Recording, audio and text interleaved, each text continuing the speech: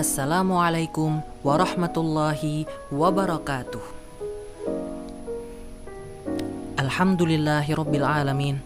Wassalatu wassalamu ala asyrafil anbiya'i wal mursalin sayyidina wa maulana Muhammadin wa ala alihi wa sahbihi ajma'in. Amma ba'du.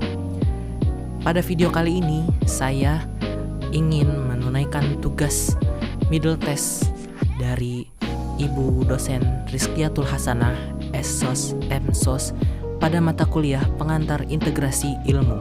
Sebelum memasuki ke pembahasan, saya ingin memperkenalkan diri terlebih dahulu. Perkenalkan, nama saya Muhammad Habibi Rahman dengan NIM 230104010094 dari lokal 23B. Memasuki kepada materi pembahasan. Pembahasan pada video kali ini ada 7, yaitu pertama, pengertian ilmu-ilmu, klasifikasi ilmu menurut Islam dan Barat, serta makna integrasi ilmu. Yang kedua, tauhid sebagai paradigma integrasi ilmu, serta dalil-dalil nakliyah. Yang ketiga, yaitu dikotomi ilmu Barat. Yang keempat, yaitu islamisasi ilmu dan saintifikasi Islam. Yang kelima, yaitu hakikat ada atau eksistensi integratif, yaitu imaterial, imajinatif, dan material. Dan yang keenam, yaitu hubungan ilmu spiritual, rasional, empirik, atau huduri, husuli. Dan pembahasan yang ketujuh, yaitu integrasi ilmu untuk pengabdian kepada Allah, kemaslahatan manusia, dan alam. Memasuki ke pembahasan pertama, yaitu pengertian ilmu-ilmu, klasifikasi ilmu menurut Islam dan Barat, serta makna integrasi ilmu.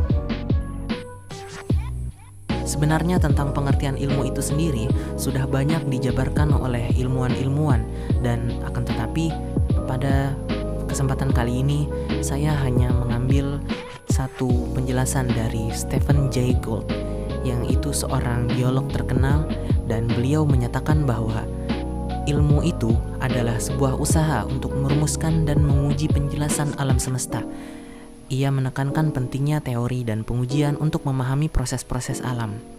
Selanjutnya yaitu klasifikasi ilmu menurut Islam dan Barat. Klasifikasi ilmu dalam Islam mencerminkan pandangan dan prinsip-prinsip Islam dalam memahami pengetahuan dan cara mengorganisirnya. Klasifikasi ilmu dalam Islam tidak hanya berkaitan dengan disiplin ilmu, tetapi juga dengan nilai-nilai agama, etika, dan filosofi Islam. Sedangkan klasifikasi dalam konteks Barat merujuk pada pengelompokan atau pengkategorian objek, ide, atau fenomena berdasarkan karakteristik atau atribut tertentu. Ini adalah konsep yang luas dan diterapkan dalam berbagai disiplin ilmu seperti biologi, ilmu sosial, ilmu komputer, dan lain-lain. Selanjutnya yaitu makna integrasi ilmu. Integrasi ilmu adalah konsep yang mengacu pada penggabungan atau penyatuan berbagai disiplin ilmu atau pengetahuan untuk mencapai pemahaman yang lebih komprehensif atau untuk memecahkan masalah yang lebih kompleks. Integrasi ilmu menekankan pentingnya melihat dan memahami hubungan antara berbagai bidang pengetahuan dengan menggunakan pendekatan lintas disiplin untuk menghasilkan pemahaman yang lebih mendalam. Memasuki pembahasan yang kedua yaitu tauhid sebagai paradigma integrasi ilmu serta dalil-dalil nakliyah. Tauhid sebagai paradigma integrasi ilmu adalah pandangan atau konsepsi yang mengintegrasikan prinsip-prinsip tauhid, yaitu keyakinan tentang keesaan Tuhan ke dalam berbagai bidang ilmu pengetahuan dan kehidupan manusia. Dalam konteks ini, tauhid menjadi kerangka pemikiran yang menyatukan perspektif ilmiah, etika, moral, dan tindakan manusia berdasarkan keyakinan akan keesaan Tuhan, serta menjadikan Tuhan sebagai titik fokus utama dalam memahami alam semesta dan kehidupan. Integrasi ini mendorong keselarasan antara ilmu pengetahuan, agama, etika, dan praktik kehidupan sehari-hari dalam harmoni dan keyakinan tauhid. Paradigma tauhid yang merupakan ajaran fundamental dalam Islam tentu memiliki landasan dari teks-teks Al-Quran dan hadis, baik bersifat syarih, yaitu tersurat, maupun ghairu syarih, yaitu tersirat. Salah satu ayat yang sering dijadikan landasan ialah Quran Surah Al-Hujurat ayat 23, yang artinya, "Hai manusia, sesungguhnya kami menciptakan kamu dari seorang laki-laki dan perempuan, dan menjadikan kamu berbangsa-bangsa dan bersuku-suku, supaya kamu saling kenal mengenal." Sesungguhnya orang yang paling mulia di antara kamu di sisi Allah ialah orang yang paling bertakwa. Sesungguhnya Allah Maha Mengetahui lagi Maha Mengenal. Ayat ini menegaskan tentang kesamaan derajat seluruh manusia di hadapan Allah. Tidak ada perbedaan antara laki-laki dan perempuan, antar satu suku dengan suku yang lain, satu bangsa dengan bangsa yang lain. Perbedaan tidak dipandang dengan ukuran yang bersifat duniawi, kebangsaan, kekayaan, budaya, termasuk jenis kelamin, melainkan diukur dari kualitas ketakwaan. Menilai dan menentukan kualitas ketakwaan ini murni merupakan tugas dan hak prerogatif Allah. Manusia sama sekali tidak berhak menilai manusia lainnya, termasuk menilai dirinya sendiri. Artinya, semua orang terlepas dari asal-usulnya, suku bangsanya, jenis kelaminnya, semua memiliki kesempatan yang sama untuk menuju ketakwaan tersebut. Memasuki pembahasan yang ketiga, yaitu dikotomi ilmu.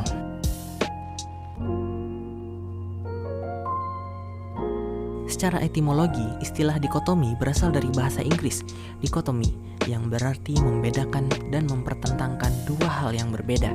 Sementara dalam Kamus Besar Bahasa Indonesia, dikotomi diartikan sebagai pembagian atas dua kelompok yang saling bertentangan. Secara umum, istilah dikotomi ini digunakan untuk membedakan atau memilah dua hal yang berbeda, ataupun secara istilah atau terminologis, dikotomi dipahami sebagai pemisah antara ilmu umum dan ilmu agama yang kemudian berkembang menjadi fenomena dikotomik lainnya. Dikotomi ilmu sebagai warisan penjajah Belanda terus-menerus menjadi problem yang hingga kini masih belum tuntas terselesaikan. Oleh karena itu, demi membuang warisan penjajah Belanda yang berupa dikotomi ilmu tersebut, lembaga-lembaga pendidikan Indonesia menerapkan integrasi ilmu. Dan sampailah kita kepada materi berikutnya, yaitu Islamisasi ilmu dan saintifikasi Islam.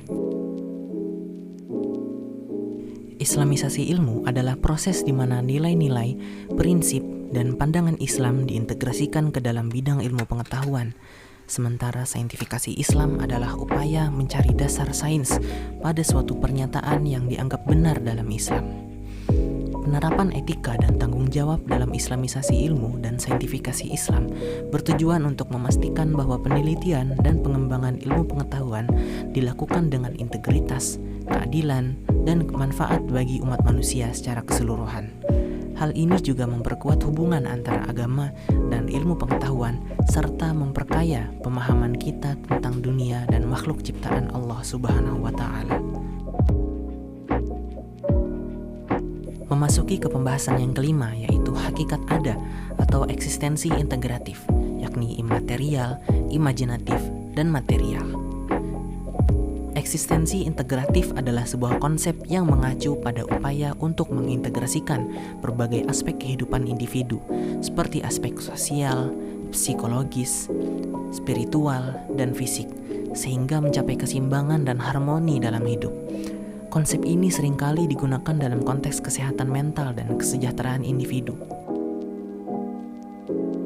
Dalam pemahaman eksistensi integratif yang bersifat imaterial, manusia dianggap sebagai entitas yang lebih dari sekadar tubuh fisik. Aspek-aspek non-fisik seperti pikiran, perasaan, kesadaran, dan roh dianggap penting dalam membentuk eksistensi manusia. Eksistensi imajinatif merujuk pada ide bahwa manusia memiliki kemampuan untuk membentuk realitas atau kenyataan dalam pikiran dan imajinasi mereka. Ini berarti bahwa manusia mampu menciptakan dunia dalam pemikiran mereka yang berbeda dari dunia fisik yang ada di sekitar mereka. Eksistensi integratif material merujuk pada pemahaman bahwa eksistensi manusia tidak hanya terbatas pada dimensi imaterial atau spiritual, tetapi juga sangat terkait dengan aspek-aspek material atau fisik. Ini berarti bahwa manusia adalah entitas yang terhubung erat dengan tubuh, otak, lingkungan fisik, dan realitas yang dapat diukur. Memasuki pembahasan yang keenam, yaitu hubungan ilmu spiritual, rasional, empirik, atau huduri, husuli. Ilmu spiritual, rasional, empiris, dan huduri atau husuli adalah konsep-konsep yang berbeda dalam epistemologi dan filsafat pengetahuan. Ilmu spiritual sendiri seringkali merujuk pada pengetahuan atau pengalaman yang bersifat transendental atau metafisik, seringkali terkait dengan keyakinan agama atau pengalaman mistis. Ilmu spiritual cenderung lebih subjektif dan sulit diukur secara ilmiah. Sedangkan ilmu rasional berkaitan dengan pengetahuan yang didasarkan pada akal sehat, logika, dan pemikiran rasional. Ilmu rasional mempercayai proses berpikir yang objektif dan metode penalaran yang sesuai. Ilmu empirik adalah ilmu yang fokus pada pengamatan dan pengalaman langsung. Ilmu empiris memerlukan bukti nyata, data pengamatan, dan pengujian eksperimen untuk mendukung klaim ilmiah. Ilmu huduri dan husuli. Ilmu husuli adalah ilmu pengetahuan terhadap esensi sesuatu, sedangkan ilmu huduri adalah pengetahuan akan wujudnya sesuatu.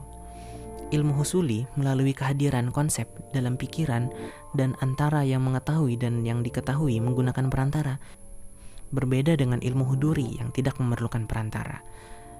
Ilmu huduri adalah sebuah konsep dalam ilmu tasawuf atau sufisme yang mengacu pada kesadaran dan kehadiran seseorang di hadirat Tuhan. Ini mencakup usaha untuk mendekatkan diri kepada Tuhan dan mencapai tingkat kesadaran spiritual yang lebih tinggi melalui meditasi, zikir, dan amalan spiritual lainnya. Ilmu huduri membantu seseorang untuk merasa lebih dekat dengan Tuhan dan mengalami pengalaman kehadiran ilahi.